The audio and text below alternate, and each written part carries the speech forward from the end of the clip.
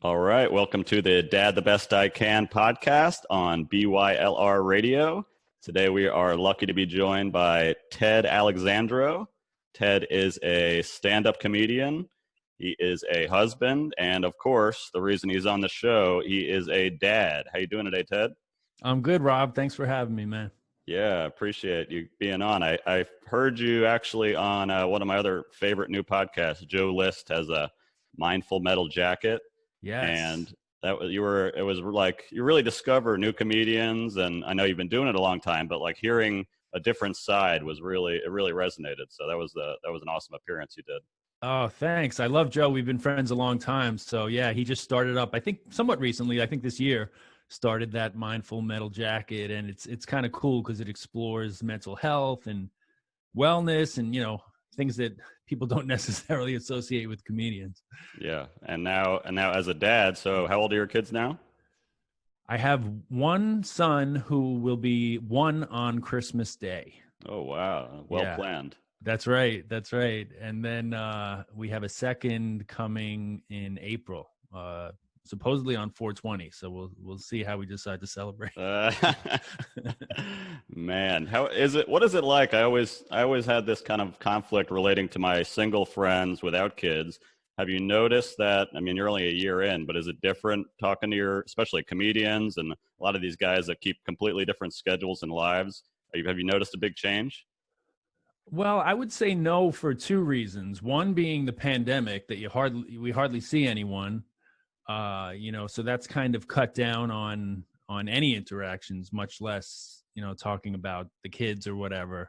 But the second thing would be that a lot of comedians recently have had kids. I know of like 4 or 5 off the top of my head that all within a span of a year, guys like John Fish, Gary Veter, Rachel Feinstein, Noah Gardenswartz. So just a whole bunch of us all had kids at the same time, which is good because then we kind of compare notes, at least via Zoom or a phone call or a text. You must be mining some good comedy out of it. I don't know if you've got he's only one, so you probably got a lot of years to build, but have you added that to the show yet? Well, what's interesting is my last 2 specials kind of chronicled the pregnancy and then just like the leading up to the birth or the actual birth. So so Senior Class of Earth and Cut Up were my last 2 specials, and they both talked about I guess actually first like the marriage and then getting pregnant and then leading right up to our son's birth. So yeah, it's definitely worked its way in. You can't help, I've been doing it about 28 years. So you can't help like whatever is going on in your life is going to find its way in. And it's fun. It's actually fun because for a long time, I was really thought of by the people who knew me as kind of the single guy comedian. In fact, I celebrated it. One of my other albums was called I Did It, because of a joke that I said, I'm 42, I'm single, never married, no kids. I did it. I made it through the maze. But now, I'm on the other side. So I guess I did it in another way. Yeah. I love you do a bit about, there's an age difference with your wife, right? You've got some great jokes about that. Yeah. Tell us that one, everybody out there that's listening. Yeah. I have a bunch of stuff about the age difference and how, obviously we're 2 adults, so it's not a big deal. But if I took her to my high school prom, I would have been pushing her in a stroller. So then, I do a joke where I talk about that, and I start singing, what is that song? Don't dream it's over. Hey now, don't dream it. Rocking a baby at my prom. Yeah. Yeah. So I think that one was in Senior Class of Earth. Yeah. So you are the older one of the 2. I think that was that was the joke that crushed me. I was like, yeah, she's you're how old? 10 now, Ted? That's right. I'm 51. Yeah. So I it's been so long since I've done stand up that you're reminding me of my act. Yeah. I have a joke where I say my wife and I have an 18-year age difference between us. My wife is 69 years old. No, of course she's 33. Yeah. I'm progressive, but I'm not that progressive. I love it. I love it. So now I'm seeing you're everywhere now. Has this been a big change? We'll talk about how you got into stand-up comedy, but this world, we're in your studio now, essentially. I was watching you on YouTube. You're everywhere. Is this just a complete different experience being a comedian in 2020 than it was a year ago? In a lot of ways it is. In other ways, it's kind of just shifting focus, because I was doing a podcast for the last few years that was strictly an audio podcast. But then with the pandemic, it really kind of eliminated any other excuses I had, because I had been intending to make it a video podcast for so long. But I was like, all right, now's the time. I can't put it off any longer. So yeah, I've been doing the Ted Alexandro show on my YouTube channel.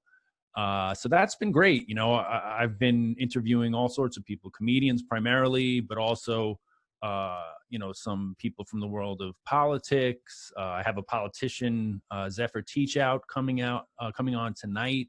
She ran against Andrew Cuomo in, I think it was the last governor's election. So she's like a really fascinating person that I got to be friends with.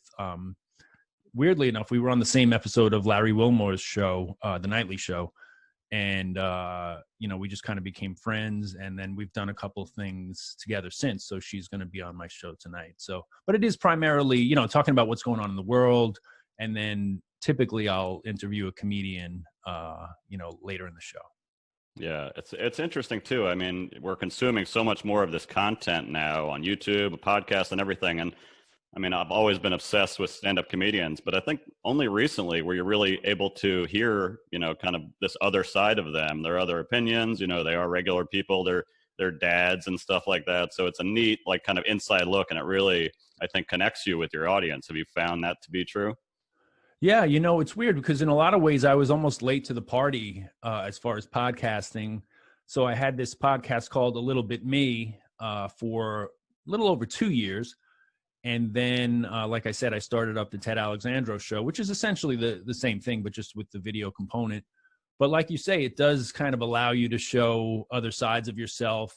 And in a lot of ways, it's sides of myself that I really kind of compartmentalized and kept private. Like I was pretty much the type that would, not that I like hid my life on stage. I was pretty transparent about talking about whatever was going on in my life on stage, but not in like a podcast form, at least my own podcast. I would go on a bunch of them. But so I kind of finally realized the value of what you're talking about, just having that relationship with people where, just in a little bit more of a conversational, informal setting, you're letting people into your life and into, what's on your mind. Mm-hmm. Have you thought about that? I mean, I'd hear your thoughts on, so we are kind of like all putting ourselves out there, it seems like, more than ever before. Now you have one son, another one on the way. Have you thought about what it's going to be like for them growing up? How comfortable are you in encouraging them to put themselves out there, or maybe really I have conflicted feelings about it. It's like, am I using my kids as content? You see a lot of that out there, but at the same time, it is your life. People do want to see it.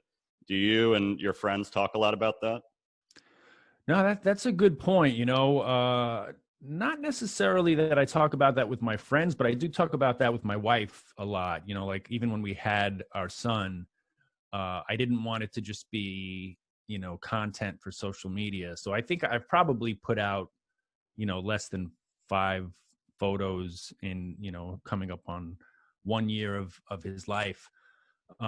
Because on the one hand, you do want to share, somebody that's so important in your life and kind of document the stages of him growing and all of that. And also, because a lot of my family and friends follow me on social media as well. So it's an easier way to show them. But it does complicate it because I've got, all these other people who I don't know who are following me.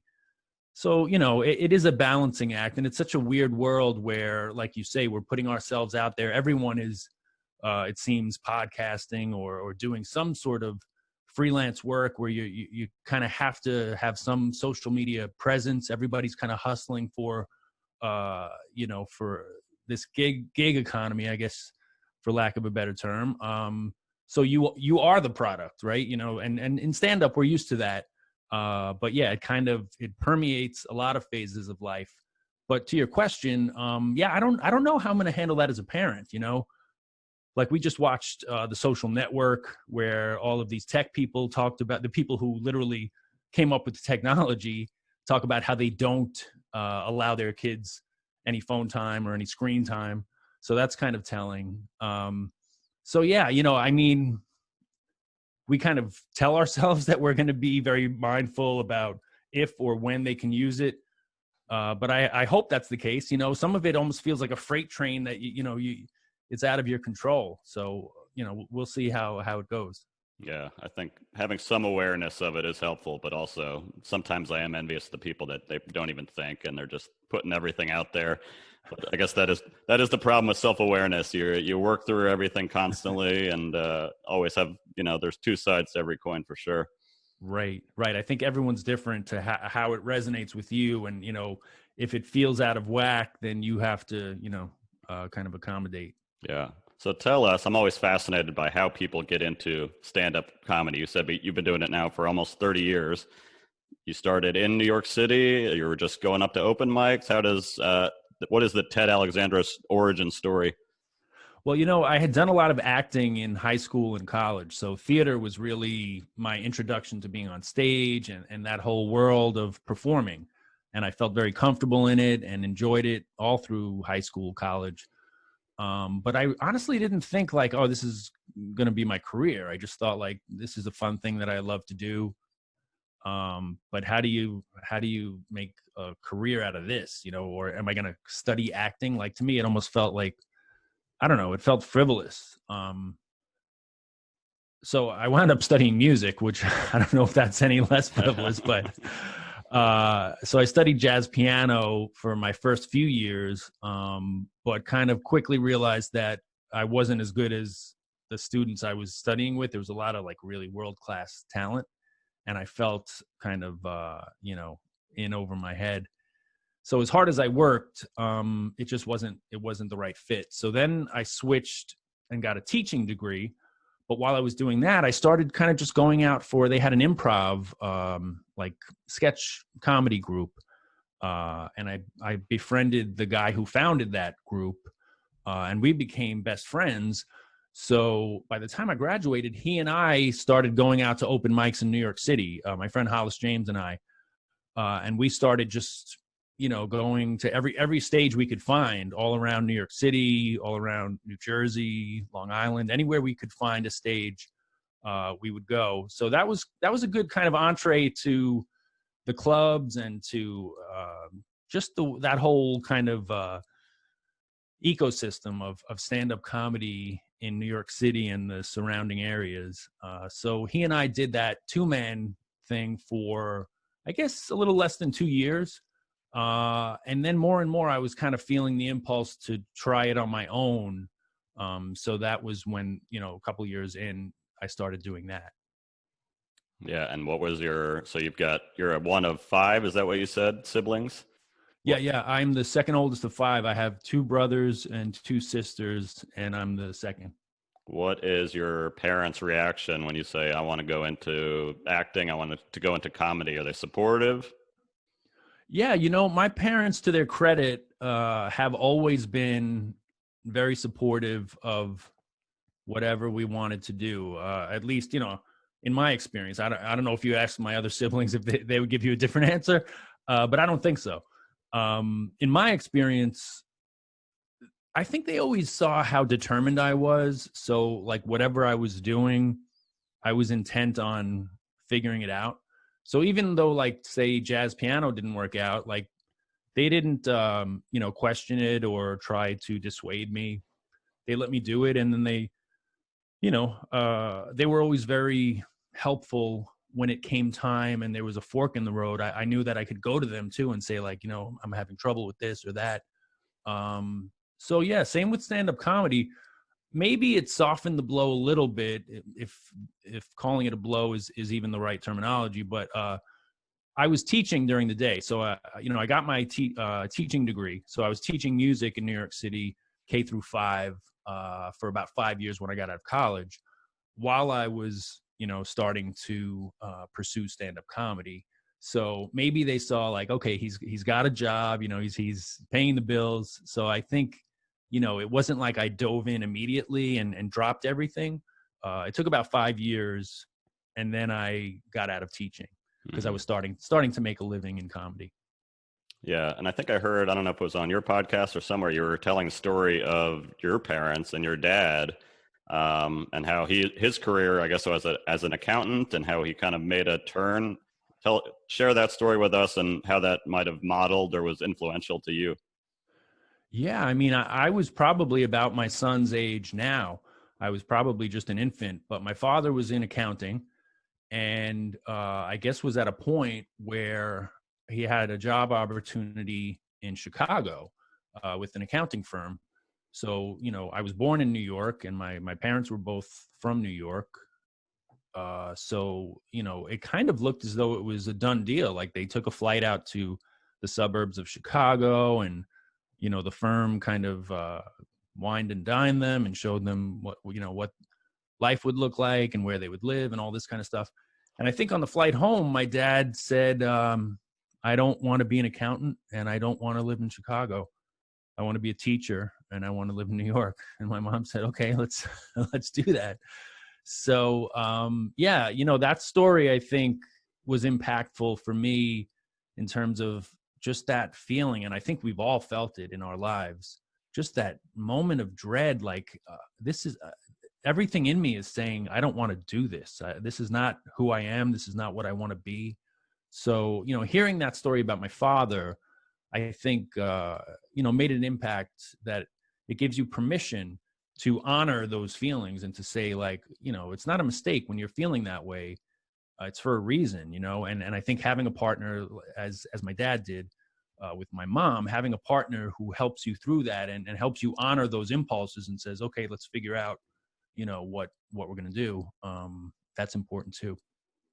Yeah, that is powerful. And I imagine, especially with 5 kids, you saw a lot more of your dad. He was probably a lot more available than he would have been had he maybe gone for the money and you guys moved to Chicago. Was that, do you think, a big priority for him? Or was he like, 5 kids running around the house? Like now as dads, we can look at it from a totally different perspective. We're like, sometimes you do want to just run out the door and get out of the house, but it seemed like he was making a commitment to really be around the family. Yeah, I think that was a big part of it, although I think at that point there were just 2 of us. It was my older brother and I, if I'm not mistaken. But I do think that just the overall look of life and what that would afford him in terms of being around more and, maybe coaching our teams and doing these types of things, that probably factored in. And interestingly, my younger brother, Dave, he kind of followed a similar path in that he was in engineering and did that for, I guess, about 5 years or so, and was making good money, and doing all this kind of stuff. But then when he got married, shifted and also became a teacher and a coach, coached high school volleyball and taught high school. And so I do think that my dad's influence probably informed a lot of our decisions and our path and that ability to assess, when it's time to make a change, and also to prioritize family. I think that's definitely something that I've learned, and I think all of my siblings have learned from both of my parents is, a strong family it doesn't happen by accident. It happens by really prioritizing family in all of your decisions. And then over time, you see the cumulative effect of that on all of the lives involved. Absolutely. That is one of the big things, especially when you have really young kids. A lot of it can feel thankless at times, but it is kind of it is a long-term investment. I can't imagine how great it is going to feel when you have kids, teenagers that all want to hang out and come to your house for the holidays and that kind of thing. So in the beginning, you really are having to kind of prioritize everybody else, prioritize the family. But overall, I think that bears fruit as your family has shown you. Yeah, no, I think you're right. It is that in the moment, it can be frustrating. Like I have like 5 things that at all times, as I'm sure you do and most parents do, that I want to be doing, that I kind of need to get to. But then your kid comes up and, just wants to play or whatever. And, you make time for those little moments. And you just have a different concept of time, and you have a different concept of, like a long-term, like everything will get done. Everything will get done, but it's not going to be maybe on the schedule that you expected. Which is, I think, harder than ever today in this world of just instant gratification and our phones and attention. And, even your comedy style, I see you do have kind of a really calm, slow delivery and everything. So I imagine that carries over into your parenting and your real life as well. But I do think parents especially, there's so much going on and we're just constantly distracted that finding time to kind of slow down. And for me, I know I have to put the phone in the other room or else I'm constantly checking it. So it is new challenges, I think, for parents today. Yeah, I agree. Like for me, I try to, especially like when I first wake up with my son, because usually with my wife being pregnant now, I'll try to take him and for the first hour or so she can get some, because she's been up feeding him all night. So I take those first couple hours and wake up with him. But I make it a point to leave the phone in the other room or not have it in my hand. Or if, like sometimes I'll put, like lately I've been putting Christmas music on, but then I just put the phone in the corner so that I'm not tempted to do other things. But yeah, like you say, it is that constant pull if it's around, but it's almost like sometimes I think to myself, if there were a hidden camera, like it would be embarrassing to see yourself like with your kid kind of vying for your attention. And, I'm scrolling, or I'm like, even if it is something important, if it's an email or whatever, just the visual of seeing yourself ignoring, because you're kind of in this trance of looking at the device. Yeah, it's something that requires constant work and attention, and kind of like a philosophy, because otherwise, like I said, it can get away from you. Yeah, and I'm guilty of that too. I'll be at the playground and I'm judging a parent that's pushing a swing with this, looking at his phone, and then I'm doing the same thing. And I mean, your kid is still a little young, but that moment when he says, "Put your phone down, Daddy," it's like it does hit you, and you're kind of like, God, this is not healthy, and you just need to kind of check yourself. I did actually. I went to. I've got three. I've got an 8, 6, and 3-year-old, so I am up in the circus right now. Yeah, man. My kids they've been watching some YouTube videos. It's a whole new world, which I'm just now starting to understand of, you should see what the kids are watching today. It's crazy and how obsessed they are with these YouTubers. But I I said, you know what, if you guys want, I'm going to go play with the 3-year-old. And I gave my 8 and 6-year-old my phone. And I said, why don't you guys make a video and actually create something? And I'm in the other room with the door shut and they're cracking each other up. And it was like it was a neat way where they're actually not just consuming all the time, because you do like that creative aspect of it. So we'll see how far we go with it, but it was a neat thing to kind of hear them playing together and see them actually like creating something, as opposed to just, being in that trance that you talked about. Yeah. And you never know. I mean, I had the plumber come to our house the other day and we were just making chit chat. And he told me that his sons are like YouTubers, and I'm kind of like, oh, that's cool, whatever. And they have this channel, Mr. Beast, I think it's called, that is like enormous. They're like one of the top YouTubers. I mentioned it to my teen nephews, and they're all like, oh yeah, everybody, So like you say, like first of all, that everybody's got a channel, everybody's creating content, but yeah, you never know where it's gonna go either. But yeah, it is a kind of a thing of, you want to encourage creative impulses in a healthy way, but it does seem like there's so many minds now, for parents and for kids. There's so many different minds of things that could just be unhealthy behaviors or just obsessions even. Yeah. I don't know if your plumber was messing with you, Ted, but Mr. Beast, this is who my kids are obsessed with. Is that right? He is the Dave Chappelle, maybe times 10 on YouTube. That, I mean, enormous. I actually watched a video which kind of got me to encourage to give them the phone, where a guy broke down how much he makes and the whole production, and whatever number you could think it is, multiply it by like 20, because my mind was absolutely blown. And seeing the, again, seeing the business aspect of it and seeing like how they're producing content. It's not just the dumb 15-minute clip you see on TV. So Right. it really gives you a new appreciation. I think seeing that video, and I mean, this kid's 22 years old, and yes, he has a multi-million dollar business, but like he is, and I actually heard they were interviewing his business manager, and they were saying, is this guy the next, Tom Cruise or actor or whatever? And he said, they're not even, people don't understand how big these guys are, that they're not the next big star. They are the next Disney, or they're the next, they're like a brand now. So it's really incredible how media is changing and the way we're consuming it, and the opportunities for people that, there's just no gates anymore. Anybody can do it. Yeah. And I felt old immediately because, first of all, that my teen nephews knew me. They're like, yeah, of course, everybody knows Mr. Beast. But then also that I didn't even get it. I don't even get, like, I watched a couple of videos, and I think it combines like challenges with, they give people prizes and stuff. But I felt like, like the 50-year-old listening to someone's new rock and roll. Like, I'm like, what is this? Yeah. I didn't understand. But like you said, the thing I did get is that it's enormous, and that, like you say, it is like not just the next big thing. It is the big thing right now. And these guys are poised to to do whatever they really want to do.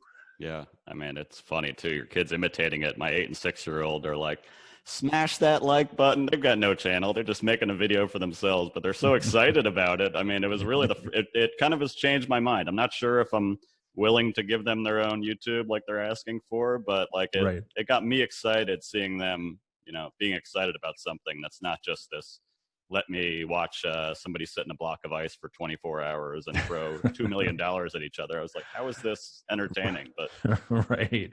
Interesting. Yeah. No, it's strange. Yeah. And speaking to my plumber too, like you said, at first I kind of was dismissive of it, but then I quickly grasped that,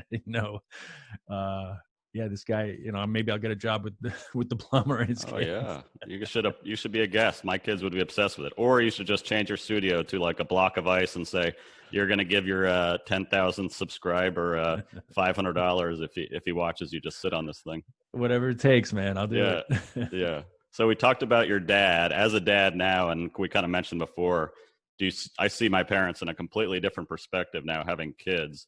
Is there one thing that you learned from your dad, or one memory that you find yourself maybe applying as a dad now? Well, the first thing that stands out is just the kind of how baffled I am that they were able to raise 5 kids on a teacher's salary. All 5 of us went to college. All 5 of us are functioning, contributing adults, and all, love each other. So that just the fact that I guess the decision that was made in the story that you brought up earlier really bore fruit in a lot of different ways. But the main thing that I think about when I think about my dad is just a gentle presence, maybe in a world that kind of perpetuates a lot of aggressive kind of models of masculinity. Even though he's a big guy, he's like 6'3". He's a gentle soul, so I think that impacted me as well. Always kind to everyone. So yeah, that I think is a baseline kind of thing that I definitely respect and try to model, myself.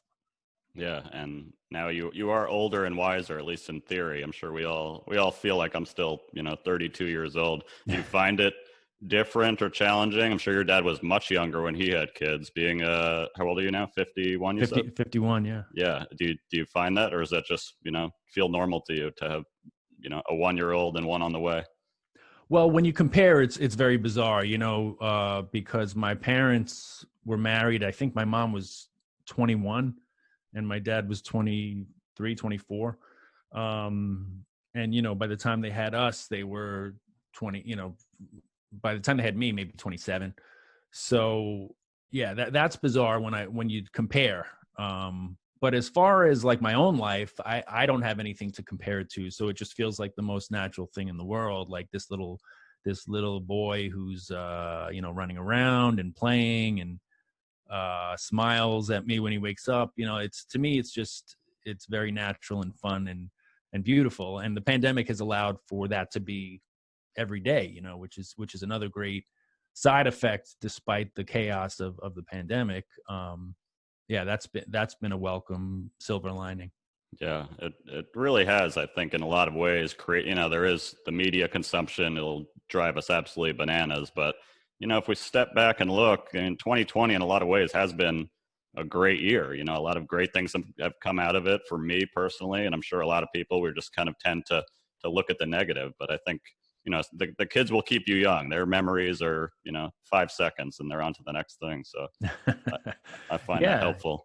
Yeah, and it's weird in a way that it's kind of the antidote to all of the things that we complain about all the time anyway, that we don't have time to just slow down and detach, and everything is all about work and going here, and especially for comedians, because we physically have to fly to wherever we're going.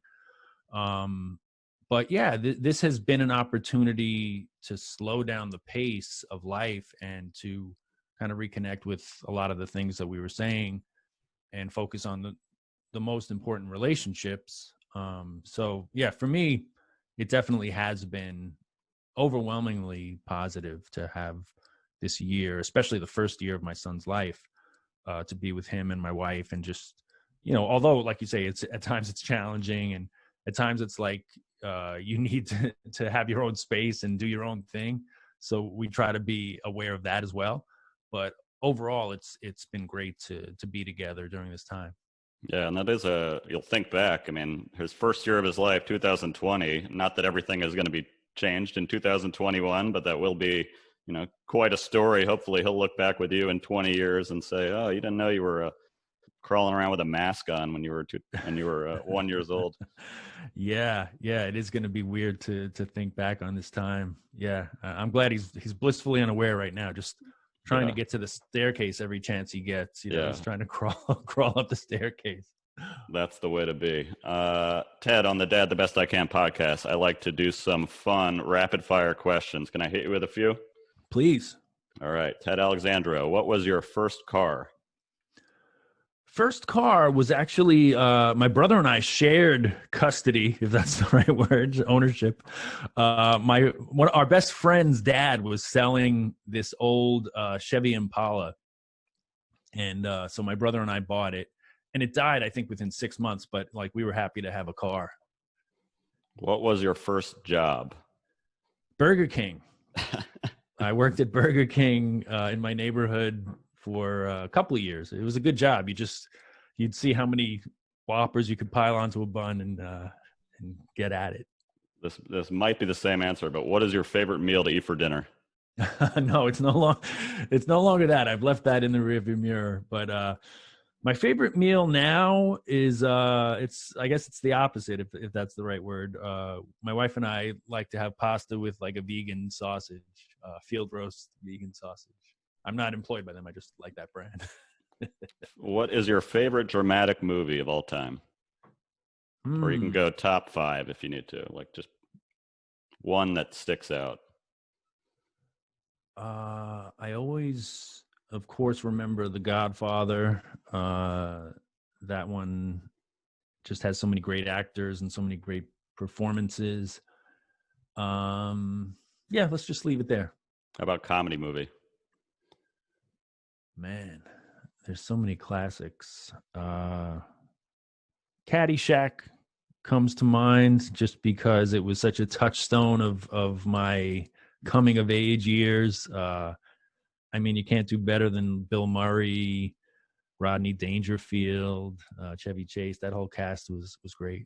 Who would you say is your biggest influence, a stand-up comedian that influenced you the most? Well, coming up through New York, was a real gift because you get to watch the very best night after night. So it's funny because comedians would say to me like, wow, like how did you start in New York? Like, like how can you start in the place where everyone is? But in essence, it was like you were in class every night. So you would watch guys like Chappelle and Dave Attell, you name it. Jon Stewart, everyone was there. Todd Barry, Colin Quinn. So those were people. I was in that ecosystem and just watching the best. Just great comedians night after night.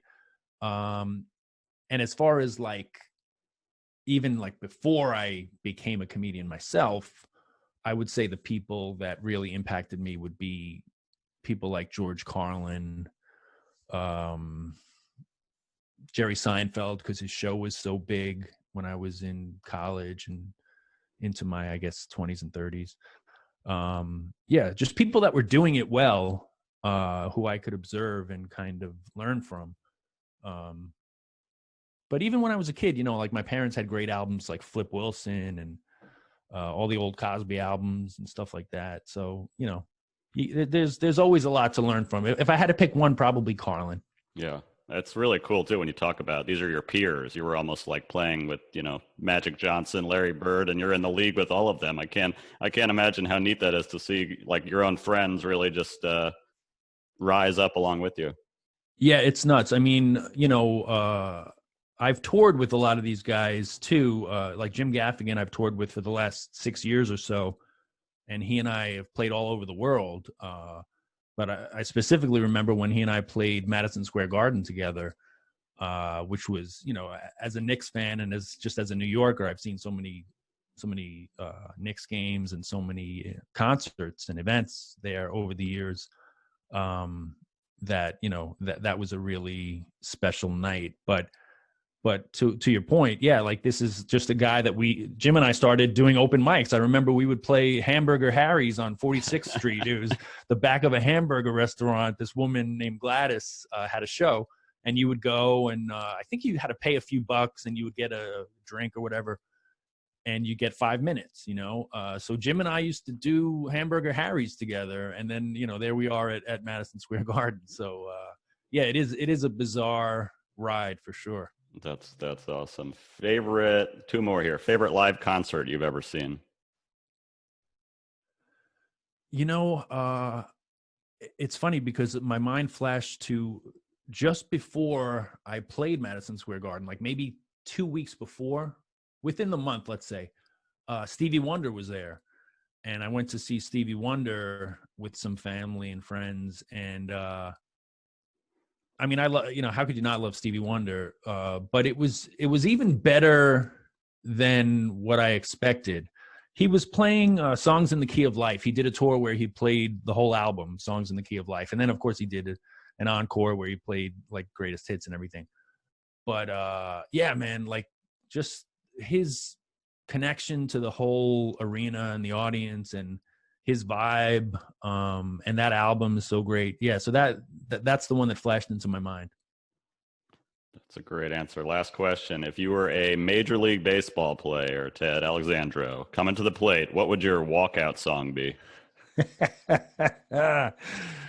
Oh, man, that's a great question. Or you could be the 10th man coming off the Knicks bench, because you probably could make that roster right about now too. Thank you. I like to think that, actually.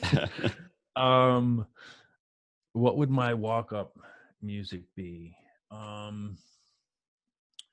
Gosh, man, how about it's not even a song I like, but it's just I want to get people ready for the possibility that something might happen. What's that? Y'all ready to something? Y'all ready to There you go. Y'all ready Jock Jams or something yeah. On ESPN. Yeah, Jock Jam, so that they, they're ready for whatever that song asks them if they're ready for. This is a game that we play with my kids, so they're very excited. He has like Little John, and it's explicit, but I allow it for the moment. Fun things you have to look forward to, Ted. Yeah, man. Can't wait. All right, Ted. This was a lot of fun. Thank you for being on the Dad the Best I Can podcast. Tell people where they can find your stuff. Thanks a lot, Rob. I had fun too. People can find me at Ted Alexandro on social media. And of course, the Ted Alexandro show is on my YouTube channel every week. Yeah, I've been watching the YouTube earlier. You got some great clips, great guest appearances, a lot of good stuff. Everybody go check out Ted. All right, Ted, thanks. My pleasure. Thank you, Rob. Okay. Take care.